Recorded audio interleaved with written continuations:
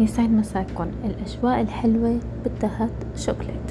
عندي كوب حليب ومعلقة سكر كبيرة ومعلقة صغيرة قهوة ومعلقة صغيرة نشا ومعلقة ونص بودرة الكاكاو خام أو بودرة الكاكاو عادي، وعندي ظرف فانيلا. بحركهم على البارد لحتى يختلطوا كتير منيح.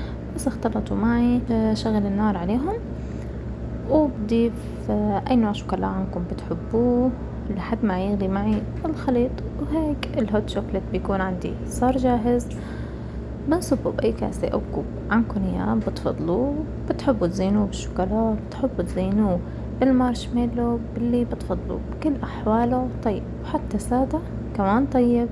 ألف صحة وهنا قلوبكن. لا تنسوا تجربوا وتخبروني. باي باي.